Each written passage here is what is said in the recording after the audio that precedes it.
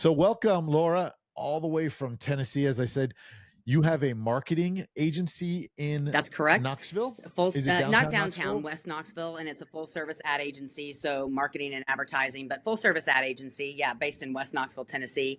We've been in business about 14 years, so it's going strong. So what do you market? What companies do you work with? What do you do? It's all over the place. We're not really industry specific. We have definitely some good expertise in some specific industries, meaning a lot of experience in some specific industries, but really the wide range of clients that we have is extremely diverse. So anywhere from a industrial, scientific, micro soap company to a hair salon and everything in between, like literally everything in between. So a lot of B2B organizations, also B2C companies. We're not just, most of our clients are not just in Knoxville. So we have some clients in Knoxville for sure, but we definitely have clients, regionally, nationally, and then even worked with some companies.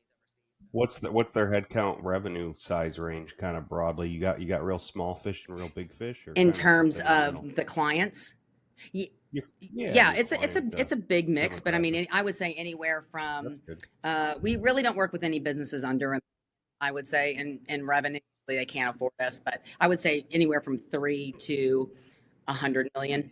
That's kind of our sweet spot, to be honest. Nice. It's 3 to 100 million range, because what we found is that most companies over 100 million have internal marketing departments. So the way that we position ourselves and kind of the whole value proposition behind our name, CMOco, which is Chief Marketing Officer Company, is that we really work with companies that are in high growth mode. I would say, like I said, our sweet spot's anywhere from $3 to $100 million range, who may have an internal marketing person, but they don't necessarily have a full marketing department, so they don't have a lot of resources, and they certainly may not have like a very senior level CMO type of person that can bring that strategic perspective, somebody who's very comfortable working in C-suite, developing very comprehensive strategic marketing and advertising plans, and then we bring all the infrastructure and resources to be able to execute on those plans. So in most cases, when we onboard a client, what we're doing is we're drafting a comprehensive strategy. So we don't like to jump straight to campaign,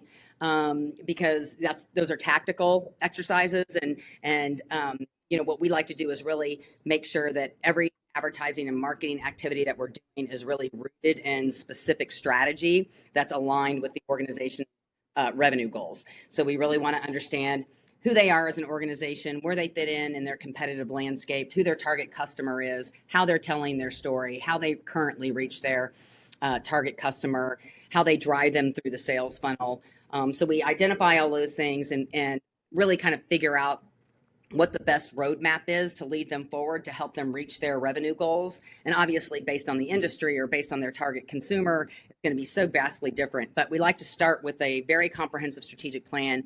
And then in that plan, we make the tactical recommendations as to the marketing advertising activities that they should be doing on a regular basis to kind of help reach their target audience and drive them through the sales funnel. Very good. Very cool. Let me ask you, do you do podcasting? No, I don't yourself? Actually. We just built this podcast studio that we're working on. We're still building it out, but it was primarily designed for our clients. So if our clients wanted to do podcasting, we would have a facility for them to be able to come and do that. We've thought about it, but there's so many great podcasters out there like you guys. And so we kind of figure like we'd love to tap into that world for sure. But at least for right now, I think we're just trying to pursue that avenue, is to meeting people like you and getting on shows and kind of telling our story that way. But you're gonna introduce yourself to that entire market, right? Exactly. Naturally. But I mean, Zach, her big evil scheme is she's trying to fly us out there and then this is going to be $10,000 a session. So the monetization better be exactly right. At this point. But so a couple things kind of cool here, Zach. You did find a way. Turbo Tent, huh? I think we should have that as a write-off for Turbo Tent. Oh yeah, I'm just because I'm totally in that category there. But you did find a way, Zach, to botch Lori's first. You did. You call me Laura. It's Lori.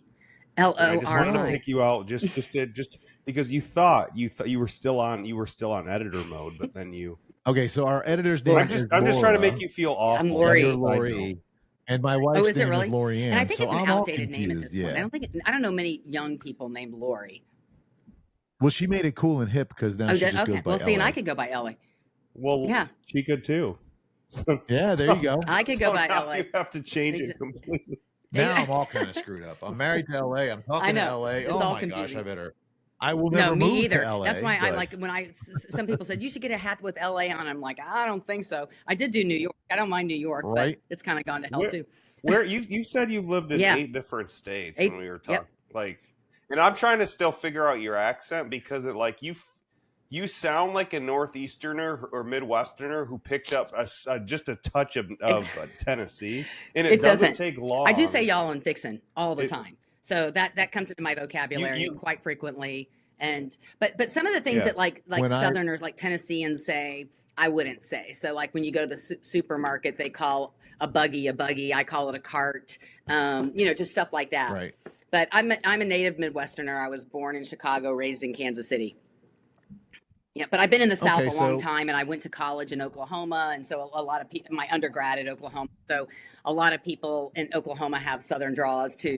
A lot of Texans. I am a Sooner? diehard Sooner. Yeah. I'm sorry. So she does know how to talk really slow. I do know how to talk really too. slow, and I can turn on the Southern charm if I have to. Oh Lord, just And my son stop is me right a now. Sooner too. I brainwashed him out of the womb. He's a senior at OU right now. So, It's awesome. and my daughter's at Ole Miss. Nice. She's a Yeah, my, sophomore at Ole so- Miss. So, I grew up okay. in Jersey. well, and I lived in New and, York City. So, I left Jersey. Yeah, I left Jersey in '94 and moved to Texas, and I became Did you everything go to UT? Texas sports because I was a Cowboys. I've been a Cowboys fan since I was Okay. a little kid. And Okay. no, I didn't go to UT, but see, that's the thing. It was That's the the obvious. thing with Texas fans. 90% of the Texas fans didn't go to Texas. Sooner fans, we went Probably 'cause to they OU. couldn't get in. Man, it's our school. We're tried and true to our Look, school. not for nothing. I was a big Okay, Brian okay, well, Bosworth you- fan, so I was an OU fan for a little while because I had the Yeah, Boz right. cut and everything. Well, he's made a Um, comeback for sure, and his second life as an acting in the Dr. Pepper commercials. He's awesome. Well, I also think he's A diehard, Christian yep, now because very I think faithful. he does. Mm-hmm. Yeah, he Yep. does Christian movies. Him and the wrestler Sting, and I've seen a couple of them with him in it. Yeah. In the Christian movies, which is a beautiful segue into Yeah. one of the things we discussed, something near and dear to you, That's for faith sure. in the workplace. Tell me why is that near and dear to you? What is that? Why is that a very powerful? What's the word I'm looking for? It starts with a C. Conviction. Thank See, you. Derek, what would you do? Oh my Zach, gosh. what would you do without? You know, I was See, you guys zoned have been- out you've answering been together some. long enough. It's like you complete each other's sentences. No, I just know Yeah. what words are. It's just a simple thing. I'm just That's why kind of you're my co-host and not my sidekick anymore. okay? don't mute the mic. But I was Yeah. just having a peripheral sample in here, and I'm like, yeah, conviction. When's he going to for say sure. the word? It's so funny. All right, I did have brain surgery back in 2018. Okay, and that my wife will say it all the time. I'll say something and she'll be You like, did have- "Well, did you really? have brain surgery?" Honestly, So, truly. Oh wow. yeah, she wanted proof, Clearly, and the doctor told her it was brand new, still in the wrapper, still had the fresh new brain smell. So, no, I had a really bad. Oh, neck. I had gosh. to go in and move some stuff around from head trauma from many years of. But see, you using can my use head that the as an wrong way. excuse now for any kind of brain fart that you have, right? 100%. I he's say like it a all the time. He's like a geriatric middle-aged host. All right. All right. Craps all over the place, and then just Geriatric. oh man, Let I me just didn't move know." around. See, did you notice, Derek? Did you Yes, notice sir. we're both drinking our Buckies? I did notice Isn't that. that I think like that's pretty kismet cool. or I what? don't.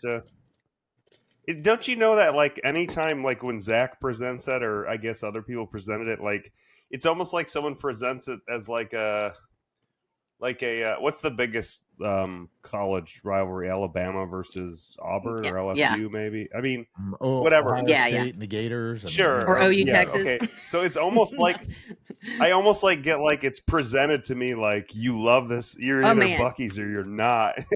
And I've never been. I've never even seen one, but Oh, my other gosh, than in they're pictures. Incredible. But but I'm still a Yeah. Buc-ee's lover. Like I mean, believe they are. it's for so sure. part of the pop culture here. Like kids have the swag, like they have like Bucky's boxers and sweatshirts, and they just built the biggest Bucky's that exists today in Sevierville, Tennessee. Right as you're getting off the I-40 exit to go into Sevierville, and it's massive.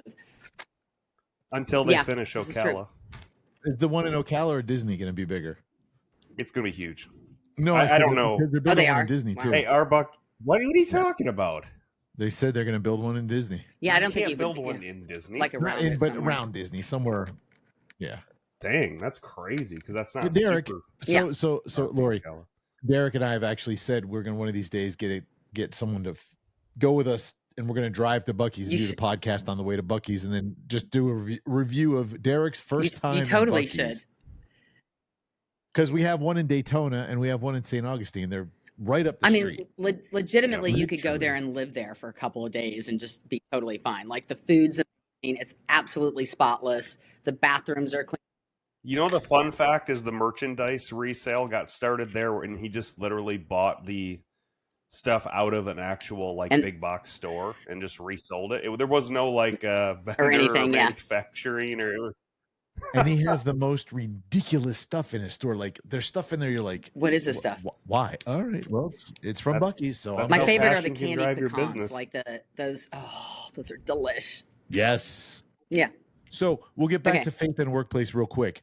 But you touched on one of my favorite things, candy pecans. My mom lives in Okay. Lancaster, PA. And there's a place up there called Sight and Sound, which is a ginormous live action Christian theater. And they do like the story of Jesus and Moses and Noah. And I mean, all these different things and live animals. I've been to many of them and they're spectacular. But and every time we go there, my mom has to get a big Candy bag pecans. of those, you know. They're so good. Speaking of Lancaster, we have a client in so Lancaster.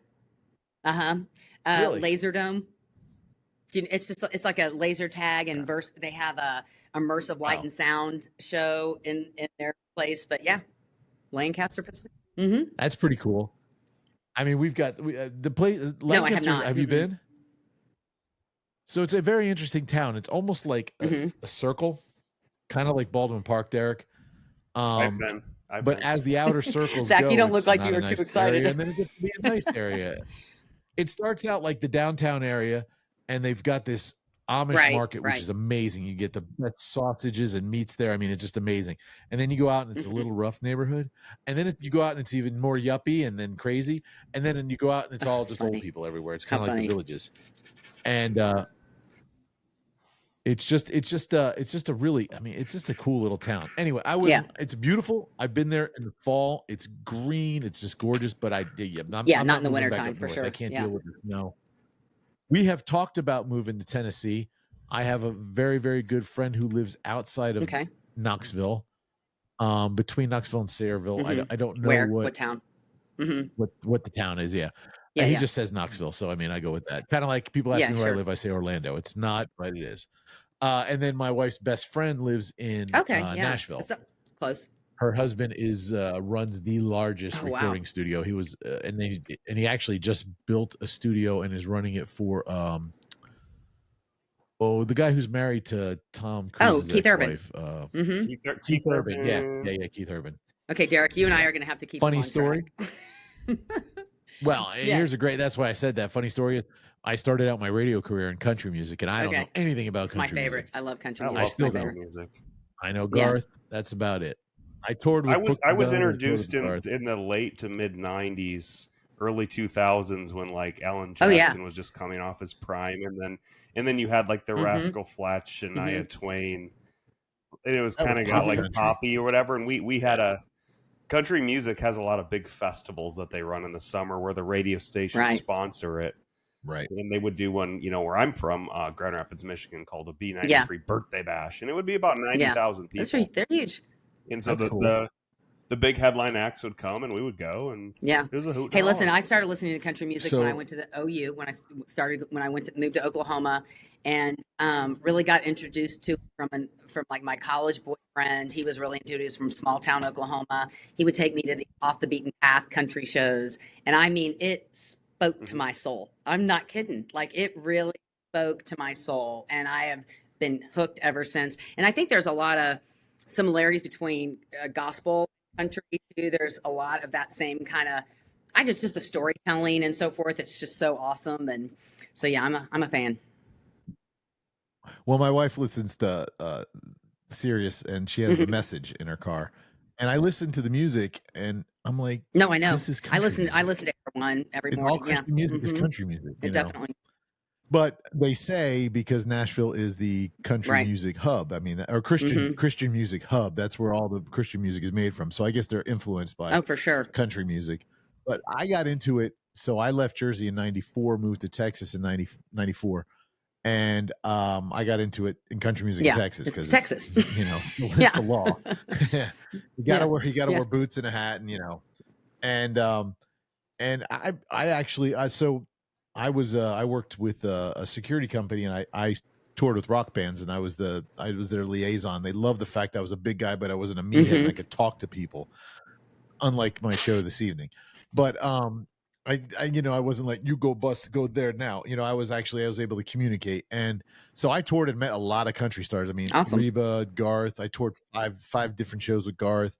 We went up to Oklahoma City a lot. There was a venue up there that was kind of like our sister venue. So in Dallas, we had the Coca-Cola Starplex. And then in Oklahoma City, they had I forget what it was called, but it was outside venue off of Martin Luther King.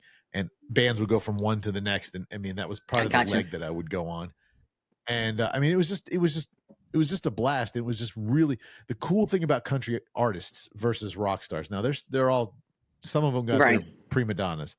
The majority of them that I met were so down to earth, good people. Like, Garth, he was the salt of the earth, crazy as crazy could get out. I mean, that dude is nuts, but he is a sweetheart of a guy. He's a gentleman. Reba, oh my gosh, both Oklahomans, by the way. She's like 5 foot tall. Yeah, I know. Yeah, and Toby. Oh. Yeah.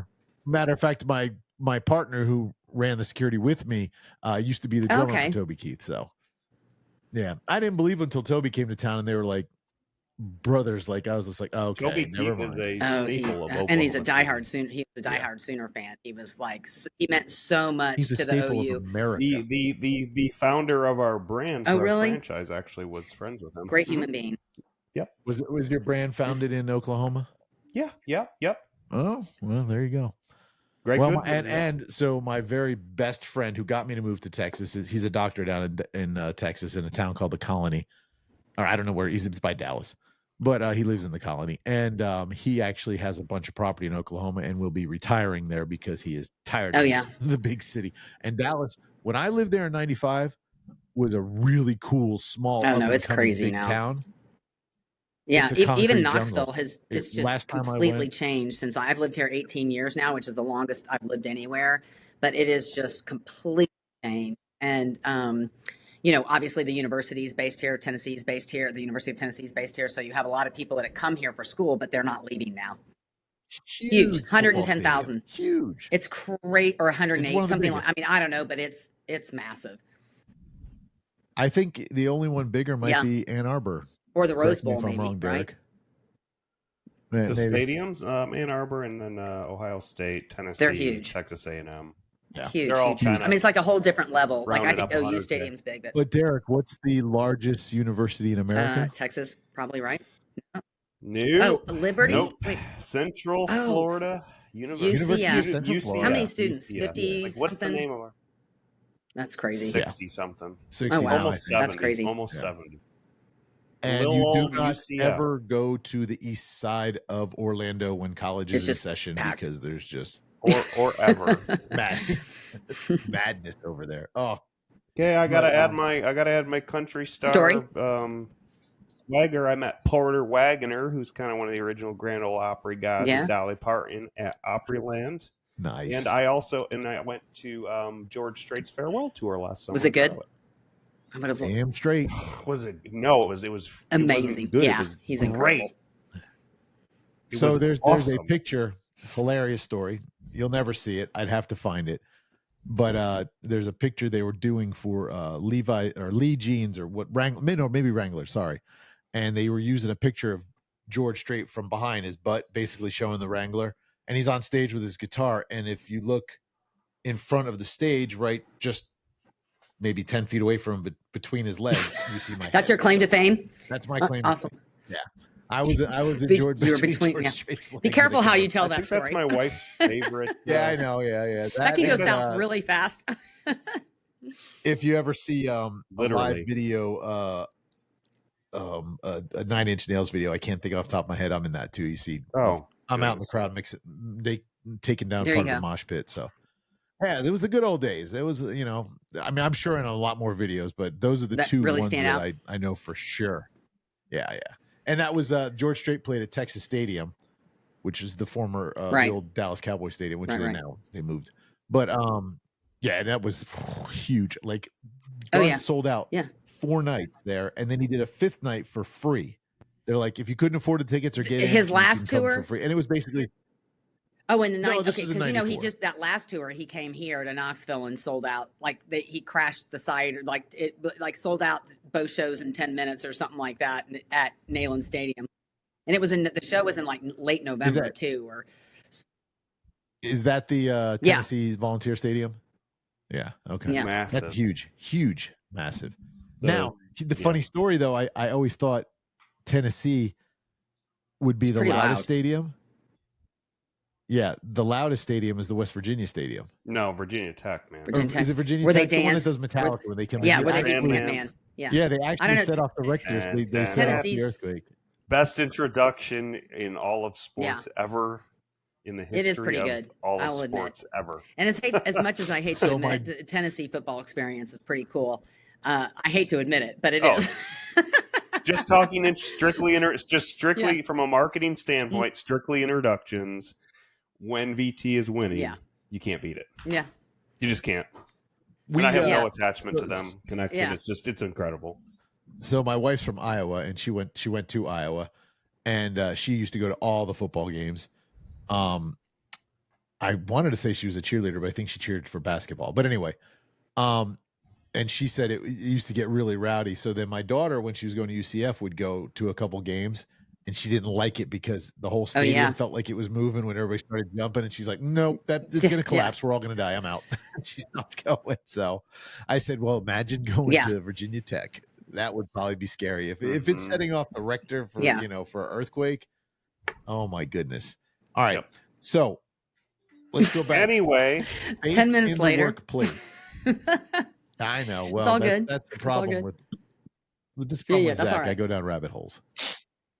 So tell me your passion and faith in the workplace. I was raised a Christian. I grew up with my parents taking me to church. It was part of the foundation of who I was as a child. And like I would say, any young adult, you stray a little bit. And you're not super consistent with going to church. You're too busy partying and having all the good life and so forth. And I think, right, exactly. And I'm struggling right now because I see my kids going through that departure. I'm like, come on back. Yeah. But I think if you lay the foundation for them, they'll ultimately come back for sure. And they still go, but like I want them to go all the time. But yeah, I think where I really grew into my faith was, to be totally honest, was the last 18 years. And there were kind of 2 pivotal moments in my life. One was a personal pivotal moment. The other was a career pivotal moment. And I think, you go through so many things that you have no answers for. And the one thing that you can lean into is the truth of the Bible, and knowing that that God is good all the time. And it may not be in our time, and things may not happen the way we want them to happen, but there is a plan and there is a purpose. And if you can turn it over, then things will ultimately work themselves out. That's not to say that it's been an easy ride the whole time, for sure. But I think that I'd be ruined without it, right? I really, really, truly mean that. Like, I don't think I could have gotten through so many things in my life without my faith. And just having that foundationally, it just gives you so much peace. And also, I think, as a leader now in my own business, of course, I worked a long time in big corporate media companies. So there was a lot that was out of my control in that regard. And obviously you couldn't speak openly about your faith in environment, you couldn't. She worked at Fox in New I did. York. Well, I worked for the Fox Is owned that and operated stations group. So the Fox network owns and operates, so at the still? time I was there, they owned and operated 35 TV stations. And I was head of marketing for the 35 owned and operated TV stations. So I would work with the local news directors and the promotion directors and kind of act as a troubleshooter. So I would go in and travel a lot, go into the individual stations and try to help them get their ratings up, help them with their branding, help them with their promotion and that type of thing. But 35 America or 35? There were 35 throughout the United States. Yeah. Yeah, I was going to say, because we have Fox News down here. Not Fox News. So Fox it may be, you're in here. Orlando, right? Yeah. So yeah, that's an owned and operated. Yes. Well, it Yeah. was. I've honestly lost touch, so I don't know who's an O and who's not. And obviously, there's been so many mergers and sales and acquisitions, all that kind of stuff. So I'm not quite sure what consists of the owned and operated group. But at the time, and this was again in the early 2000s, there were 35 TV stations, and I had another woman that I worked with. She was based out of LA, and she kind of managed all the stations from the West Coast over to the Midwest, and I managed all the East Coast. I was based in New York and moved from, would manage. So she kind of managed all that side of the country. I managed all this side of the country, and I mean, you. So were you in the W's and she was in the K's? Were you in the W's and she was in the K's? But I mean, you could there. Because I think the Mississippi I know splits exactly. It. So you could definitely, like, there were people of faith in work. So, but and you could talk about it with like-minded people and so forth. But it wasn't like it was part of our culture, And so I think obviously now having my own business, still I'm respectful of people, of their personal beliefs, and I'm not trying to. I mean, I always tell my story. I always use faith as my foundation for decision making, help guide, how we operate as a business, the decisions we make, how we treat our customers, how we respond to conflict, how we respond to something that we may have done wrong, how we react to that. So I think my employees all say that they know that my faith is a huge part of who I am as a person, and that is the foundation for how we lead the company. And I talk openly about it, but I don't, it's not like, and I do believe in evangelism, and I do believe in sharing the gospel when you can, but it's not like I'm coming in every day saying to my staff, we need to go to church or we need to do that type of thing. But I would love it if everybody did, but I respect everybody's personal, their personal faith journey and so forth. But yeah, I really do rely on it as a business. And I think those, some pivotal moments in my life that really helped me lean into it more than I ever would, and just help me grow into my faith, more than I ever have. Yes. I agree. So, I mean, I didn't know tonight was testimony hour, but that's all right. I did my own thing. I was born and raised in a church. My mother is a ordained apostle. And don't call her that though. I call her that. She gets mad. My father was a deacon at our church. My dad was a very conservative Baptist. My mom was Pentecostal, so I was Bapticostal. Tongue speaking, fire, all that good stuff. And one church is telling you how you're going to hell, and you could feel the flames of fire, licking your feet right there. And the other church was telling you how not to go to hell. So it was a pretty interesting life. I left in high school and went to another church that had like one of the largest youth groups, and we were thick as thieves. I mean, there was 100 of us, and we hung out all the time together. It was like there was no cliques, there was no nothing. It was just I met my high school sweetheart there. It was just it was just a great time. And one of my friends who which everybody thought we were going to get married, but this girl Cheryl and I became the first teenage members of this church. They made us members, and we loved it. I mean, every Sunday we did something together. We'd have to go to someone's house, or we'd go out to dinner or whatever. And I'll never forget, we had an after dinner, after church picnic or whatever, and they were serving wine and beer. Ooh, it was, it was there, and it split the church down the middle. And the pastor wouldn't take a stand. And I saw best friends like want to just fist fight each other in the parking lot over beer and wine. It's crazy. And I'm like, this is the most ridiculous thing I ever saw. And I went away for have you ever heard of a group called Teen Missions? Okay, I went away on teen missions. I went over to England actually and worked as a missionary over there. I rebuilt a manor where students who couldn't afford to go home, stayed at this manor, but it was run by these they weren't nuns, but they were like nuns, but sisters, they called each other. And I forget what religion they were. They were very Pillar of Fire was the religion, actually, but their denomination, very strict, very conservative.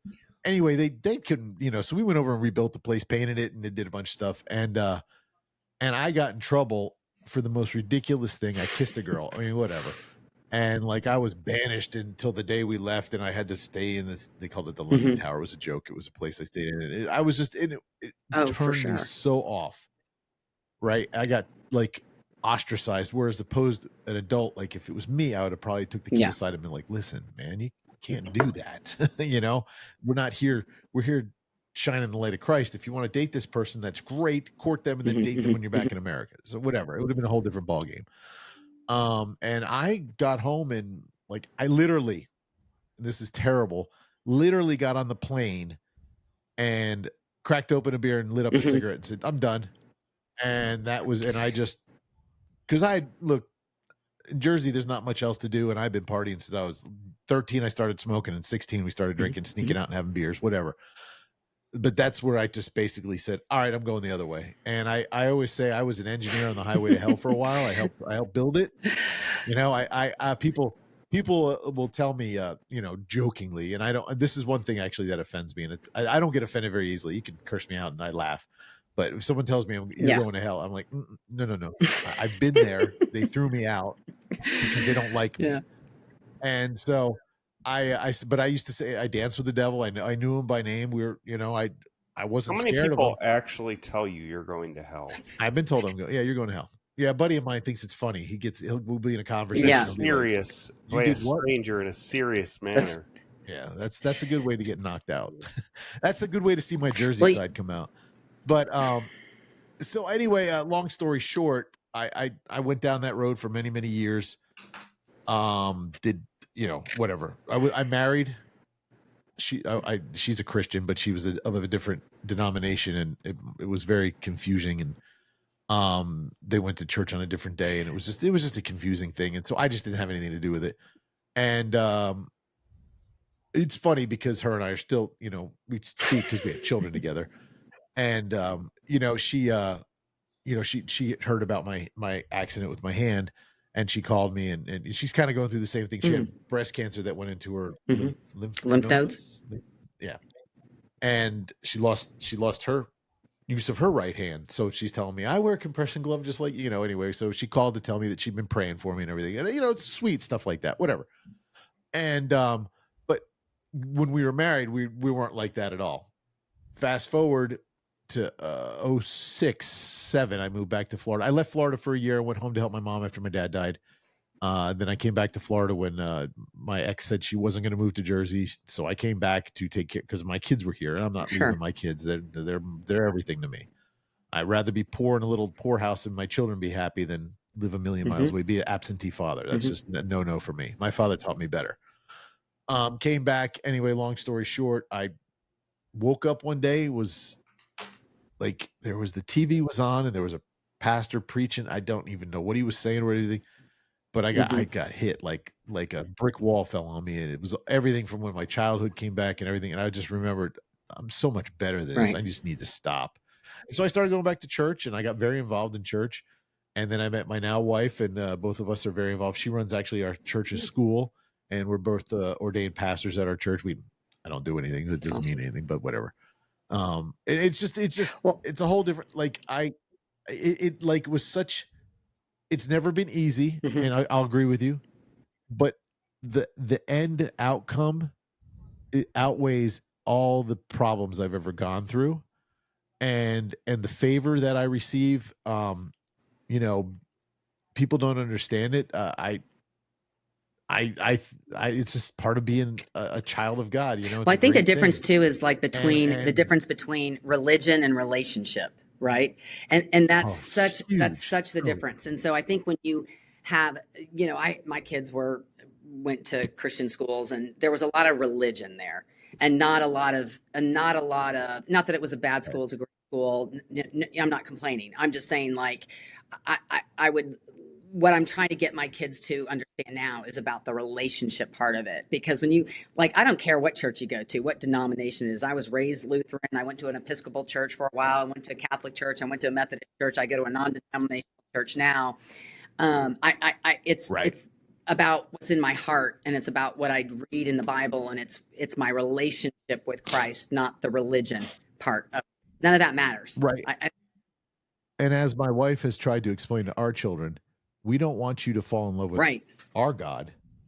We want you to find God for yourself 100%. And fall in love with him and Jesus. And, and so it's funny to watch. Our kids are starting to click, and it's this, you see the light bulb. Now our youngest, she's on fire. Her and her fiance are just, fabulous. She now works at my wife's school, I think, until she gets her master's degree. And then I think she's going to go into counseling, but I'm not, who knows what I'm like, you're going to pay for that. So not me. I've done enough. And it's just great to see it click when they figure it out, because my God is different than yours. Well, it's the same God. It's just the way we. Right. But my relationship, I should say. Yes, correct. Exactly. Thank you. I mean, and the same God that existed. I think not sure who he worships, since the beginning of time. I'm going to say this, man. Like, what the hell are you talking about? What? I actually, now here's the great thing about Derek. Derek was raised in what was the church you were raised in, Derek? Christian Reform. Christian Reform, right. Very. And when we met each very other, conservative. I don't know how we got on the topic, but we just started sharing devotions with each other, and Derek and we both go through rough times sometimes with business and whatever. And, I know who Derek worships and loves, so I don't have to worry about that. I'm just joking. We just argue over things like angels having free will and stuff. Well, yeah, we have good things arguments that I can prove to Zach, but he never doesn't I'm still believe waiting me. on that proof. I don't care. Oh, it matters. We'll find out. I mean, what happens when you go to heaven and God's like, you're wrong? What are you going to do? I'll be like, all right, I was wrong, dude. You know how many times he's going to tell me I was wrong? He's going to roll out a list that just goes. He's going to say, I thought I knew you. No, he ain't going to say that. He's going to be like, come on in, brother. He'll be like, hello, my brother. Come on in, brother. But you had free will. You always did. So this is true. So, hey, welcome to the fold.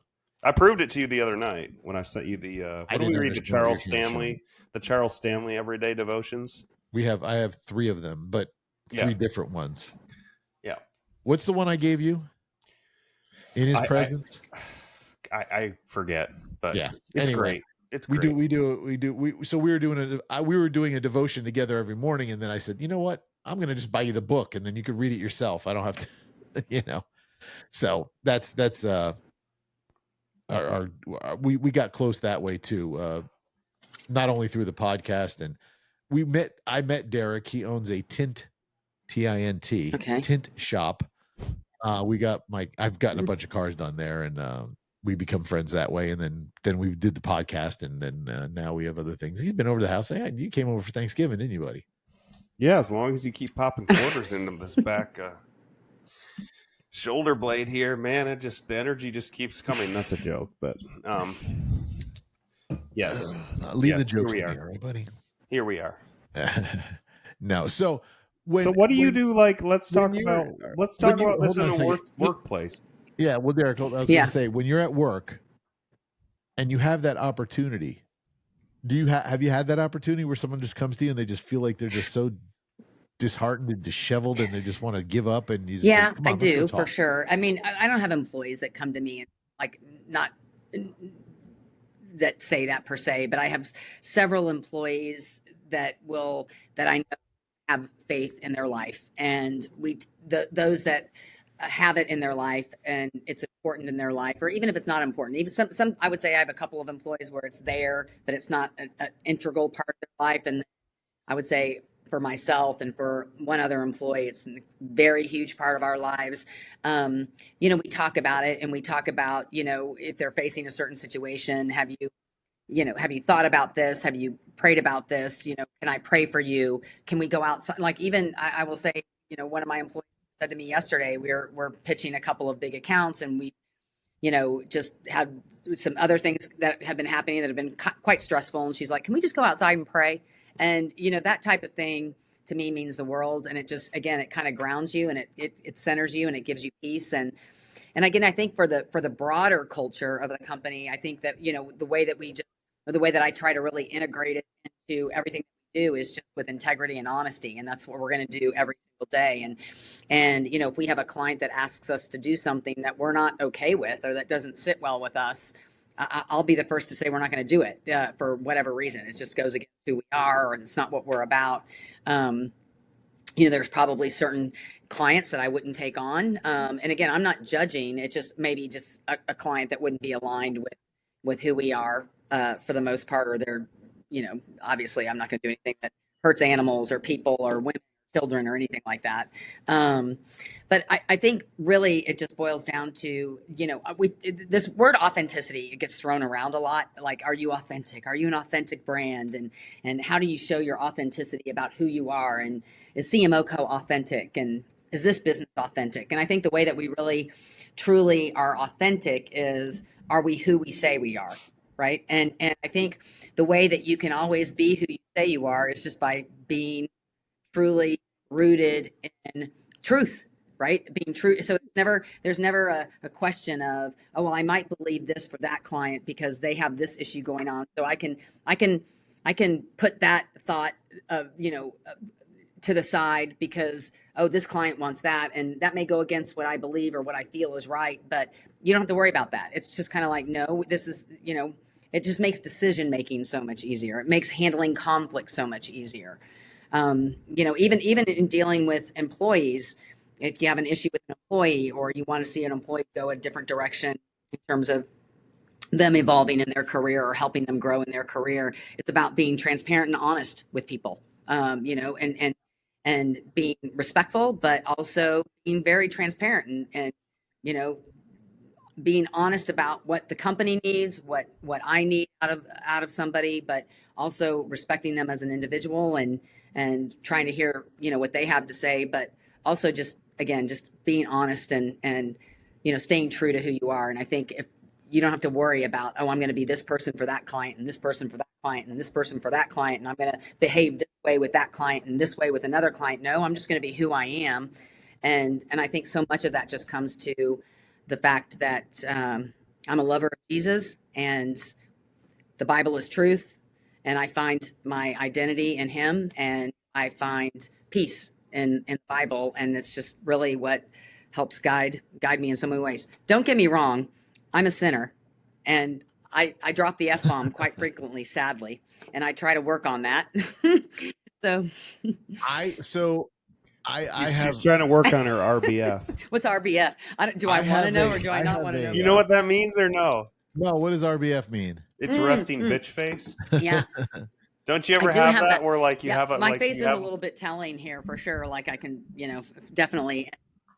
Like when we're kind of like post-analyzing clients of like, hey, how'd that service go? How'd the interaction go? Are they going to leave a review? Well, okay, she might have came in with a little RBF, but we really dug it out. It had a genuine feel to it, and there was true joy when it was delivered. I think this is a great one to ask for a review. Perfect.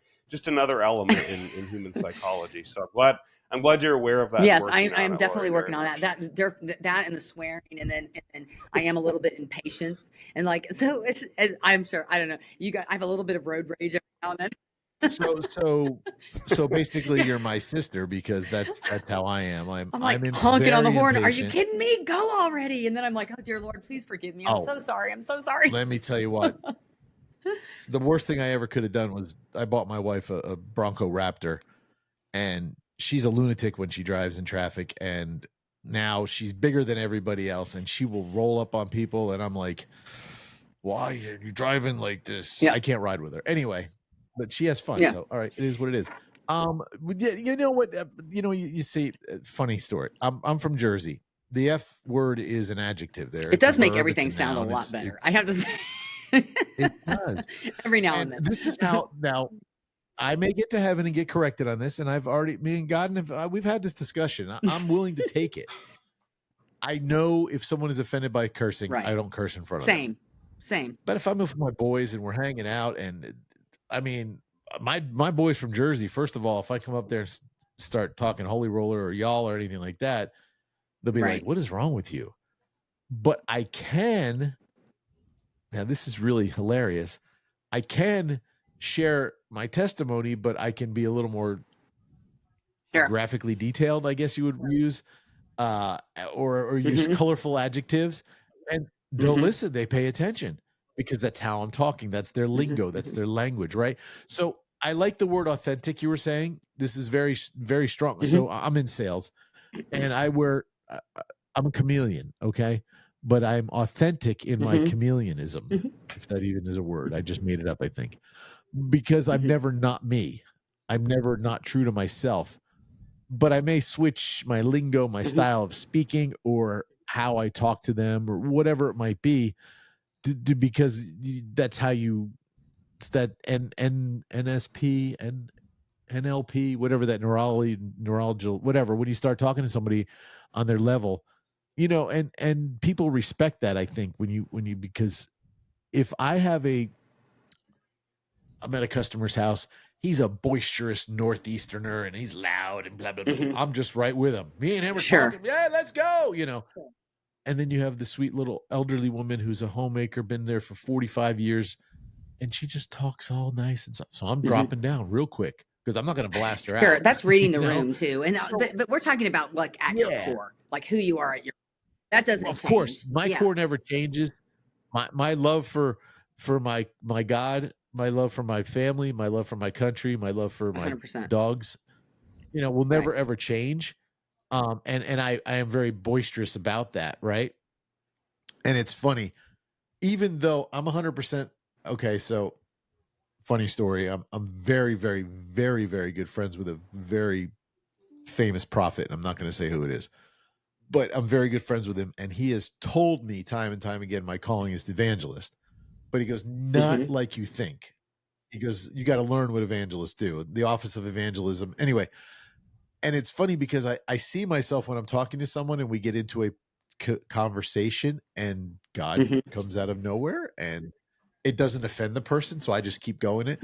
And I've been in conversations with people you never imagine would want to talk about God. But my wife will be the first one to tell you that I've never met a stranger. So everybody's my best friend. And they start talking to me and they'll tell me I've had people start crying because, oh my gosh, their pet's dying and they want to cry because they know I'm a pet lover. And I'm just like, oh my gosh, do I hug this lady? I mean, what's going on here?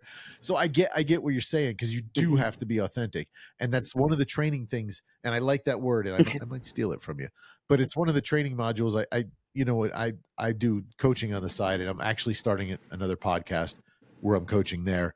And one of the things is I want people to be real and authentic, because I came from an industry where people were known to be sharks and 100%. liars and cutthroats. I was in the automobile industry for 30 years. Okay. And nobody understood, Zach, how can you be a Christian, a pastor, go to church and go sell cars? Yeah. Why couldn't I be? Yeah. I mean, what? Yeah. What? Because I make a profit? No. Is that a dirty word? Hold on, let me find in the Bible. There is no word in there that I should not make a commission. Thank you. So I just, again, that goes back to religion. That goes back to religious. Religion makes you having scared. rules and boundaries and that kind of thing. And religion builds fear. Relationship 100%. builds love.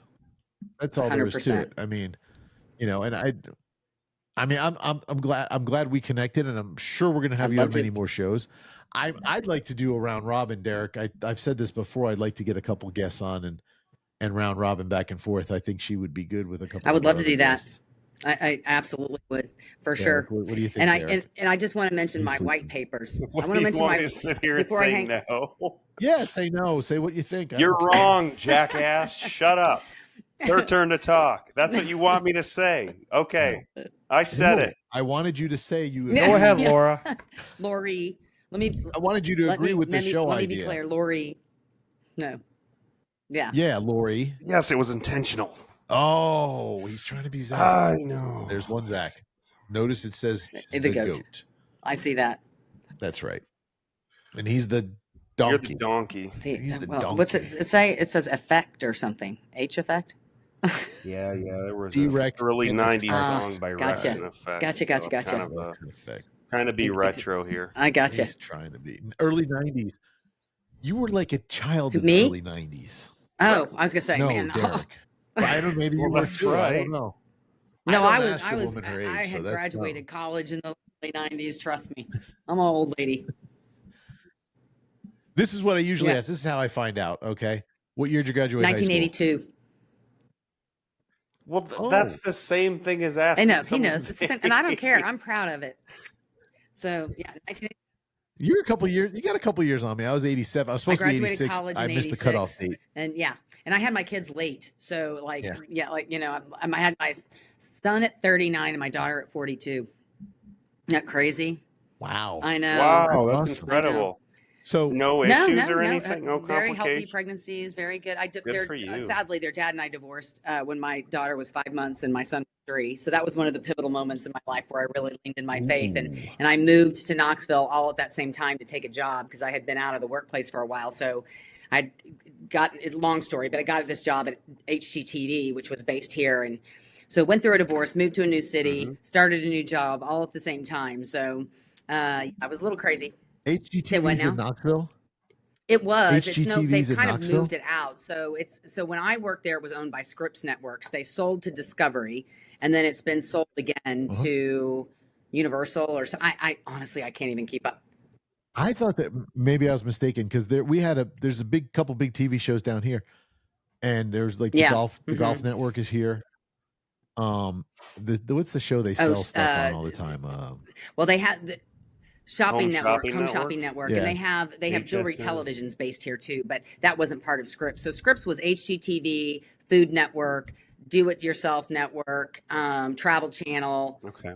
That was that whole beautiful All beautiful actually some of facility my here, favorite amazing channels. studios, but most of the shows were shot by production companies outside of Knoxville. But they originally launched HGTV in Knoxville so that people could actually live the brand, so they could have homes, they could have gardens, that type of thing. So it started with HGTV and then grew over time. But it sold. Like I said, I haven't been there for 14 years. So, but it was a great job at the time. And, but yeah, that's what brought me to Knoxville. And their dad lives in Atlanta, so they were able to go back and forth, which that at least worked out pretty good. We weren't too far apart, 3 hours. I was going to say it's about not a too couple bad. hour drive, right? Yeah, because we go up to Northwest North Carolina. We're partners with a wedding venue up there, and that's we love it up there. So, like I said, we were thinking beautiful. about moving to Tennessee. I mean, I will say I'm getting ready. I'm getting close to being ready for a change of scenery. At least to maybe travel a little more. That now my kids are starting to get my son out of college. That'll be nice. But I've had owned horses. I'm competing in horse shows and so forth. And right now I'm horseless. I don't have a horse. I kind of had to take a break there. It's gotten so expensive, and horse showing has just gotten absolutely ridiculous. In fact, we come to Ocala. I have never showed in Ocala, but go to World Equestrian Center there in Ocala, which is it's amazing. Capital of the world. So I would hope once my son graduates, I'm hoping I can get another horse and get back into it because I really love it. But our in studio guest that shows up for our Tuesday night show actually moved down here from Connecticut because his parents are big horse people, and they found out about Ocala, and they're like, they went down to visit it. And they're like, holy, it's amazing. So I've decided that because I told you my sister and her husband just built a house in the Villages, and I went to visit the Villages. It's like, it's like Candyland for old people, right? It's amazing. So it's incredible. So anyway, we went to the polo matches, and I'm like, I'm in. I'm like, gonna if I move to the Villages. There's polo. Is that a code name for like pickleball? Truly, they have their home polo stadium. They have their own polo clubs. You can take lessons in the Villages. Say what? Ocala. No, in the Villages. In the Villages has Ocala? Its own polo stadium. They have polo matches there, and they have training. You can take polo lessons, and I'm like, man, I am down with that. I'm going to do that. I think that looks like so much fun. I don't know. Gonna move to the I have Villages? no idea, but they're there. Come on.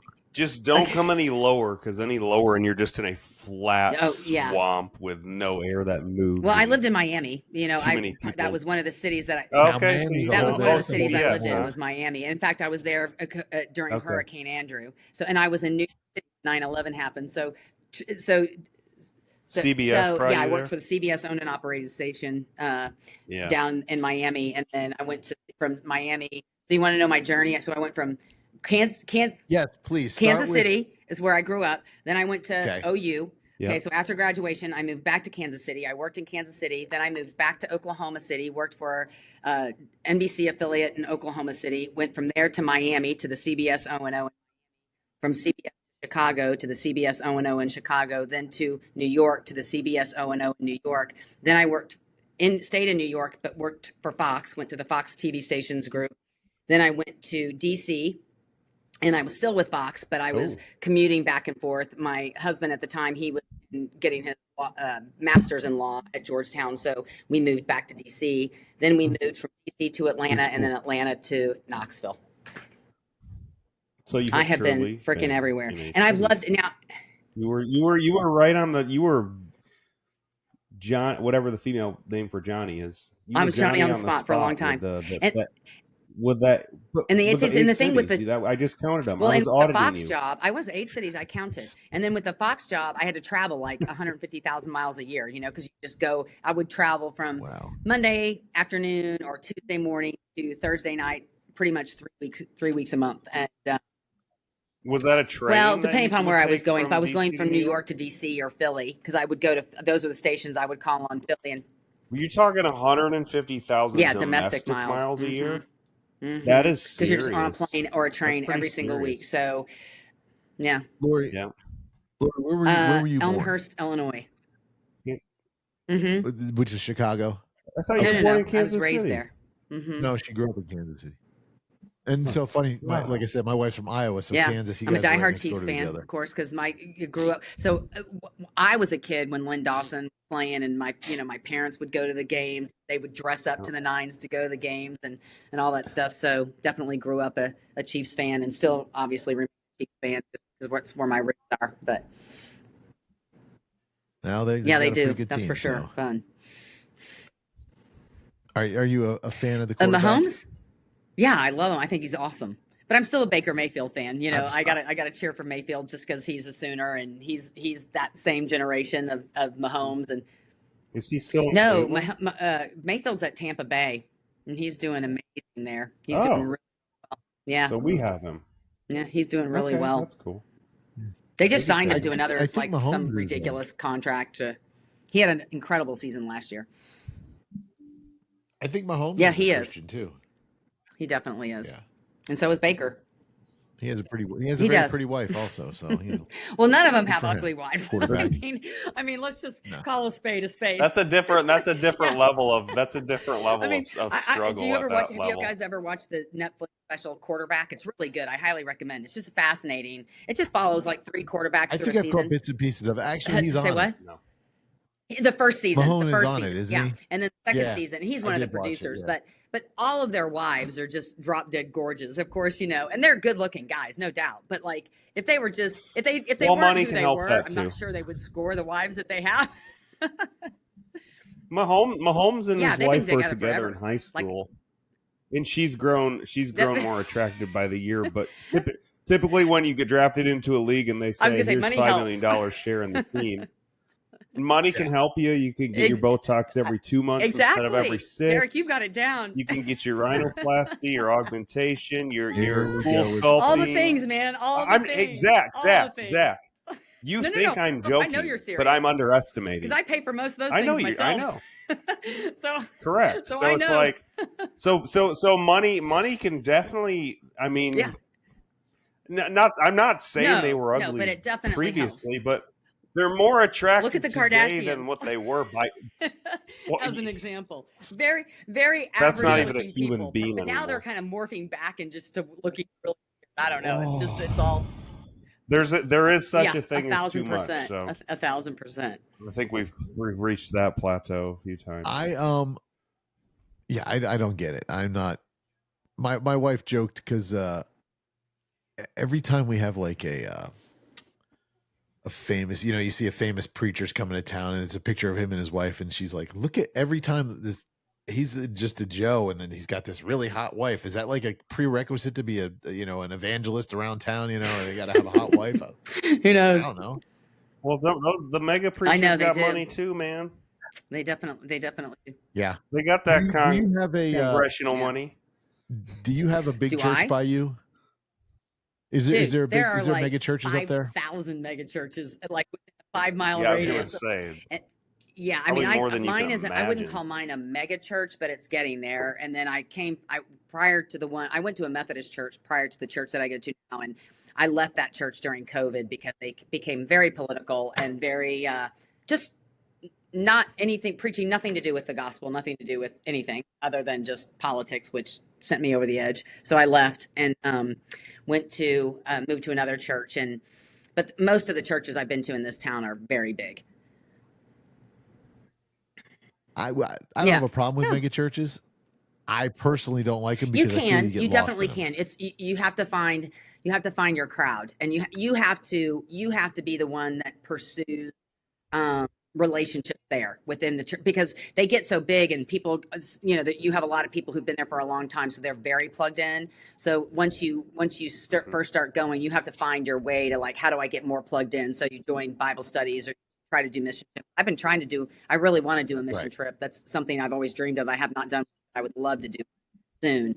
I haven't had the pleasure because my kids were growing up and I had to take care of them. So, but now that they're gone, I could have the time to be able to do it.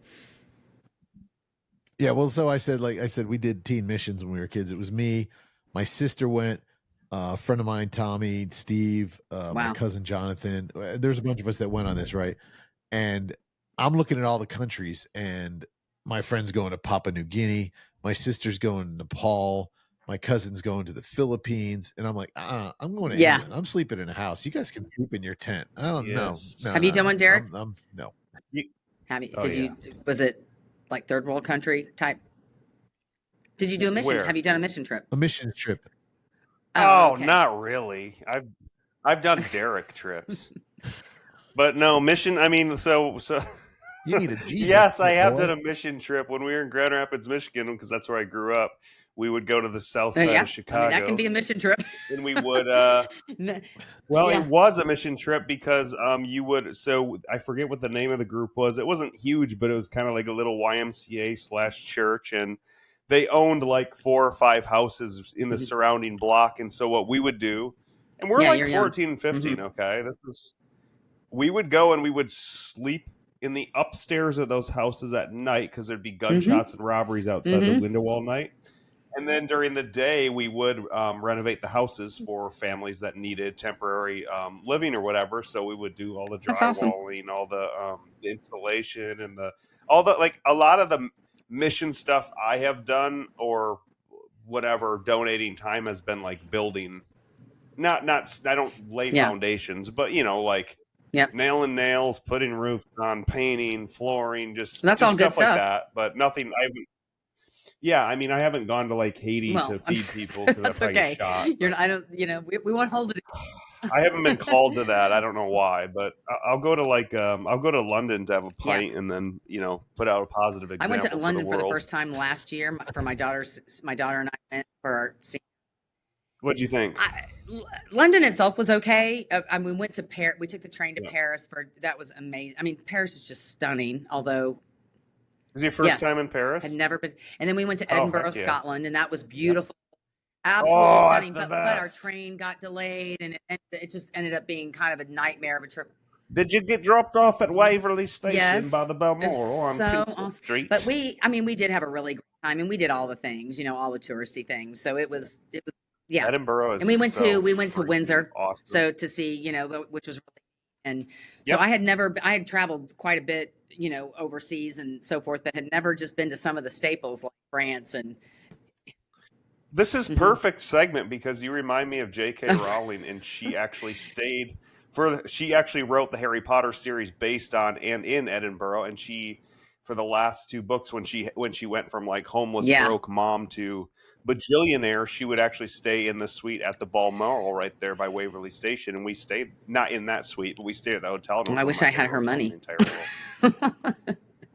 Well, yeah, but I mean, you can stay there for like maybe $300 a night or whatever, and it's just I don't know, it's just I don't know why, but I love that hotel. I've stayed at great hotels, but I don't know what it is, but I'm just drawn to like British culture for some reason. Like I like to watch all the British shows on Netflix. It's because they have deeper history than what you like in the U.S. Right? We go back Yeah. 250 years plus then It's so some with true. exploration. In Britain is Britannia. That's the last Yeah, part of the Roman Empire. So there's you can go to Bath and you can like literally see the Roman baths like from 1000 Yeah, it's AD. Well, crazy. I mean 1000 AD is some Or pretty Greece. serious Have history, you been right? to At Greece? that point. Go to What? like Greece. The culture, Yep. like the history is just it's Yep. kind of a little like unimaginable. That's one of the cool things about traveling besides the culture and the people, what you learn about the history that you can't physically see here. And people don't understand that. Like, yeah, it's enjoyable and stuff, but you don't travel the world to sit in an all-inclusive hotel and get smashed every day. You travel because the people are different, so you get to know the people and understand the people, and it works better with your relationships here and doing business.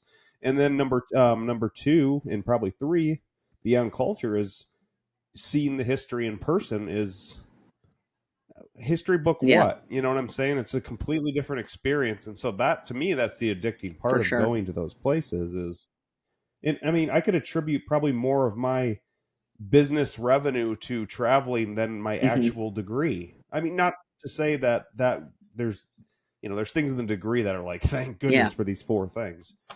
But the traveling thing, just alone, you can be like, oh, yeah, that interaction, when I learned about that culture, I used right here to do this specifically in my business. I can honestly connect that. Well, speaking I could say speaking of faith, have either of you been to Israel? No, my I mom's want to go been so 4 bad. times. I wouldn't go now. I would like to go, though. She would actually try. She wanted to move there.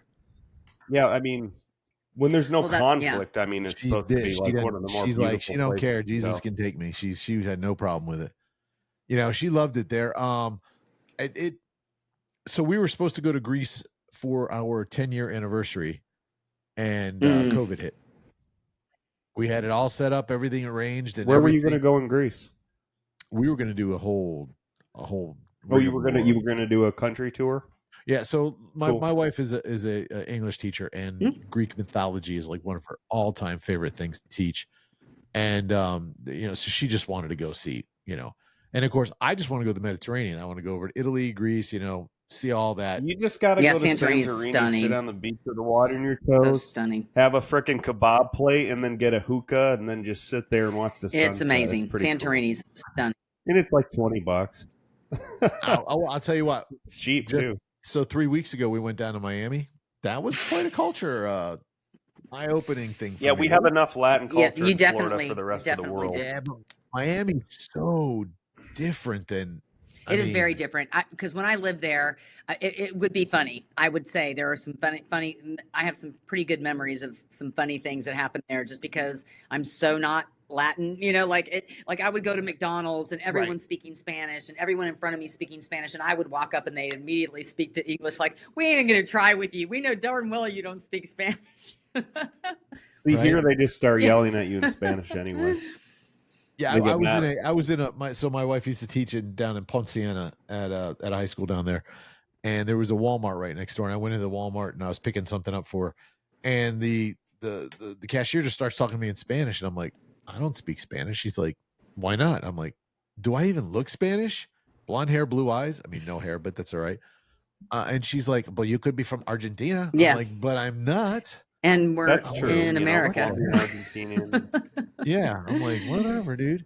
But no, those are fighting words down here, Lori. Like literally, like some lady accosted me over the phone last week about it, and she's like, you don't have anyone in your store today on Sunday who can speak Spanish? I'm like, no. I felt like the Ferris Bueller's Day Off thing when he was going to give the valet his car and just saying, what country do you think this is? But seriously, here it is. Here is Puerto Rico. It's not. It's Orlando, not USA and here in Miami. Is Cuba for sure. The sad thing about Orlando is, it's Puerto Rico. They're part of America. So, guess what? Except for the villages, I have to say, there's no diversity in the villages whatsoever. No, that's all. That's all 100% rich white people. That's all rich white conservative people.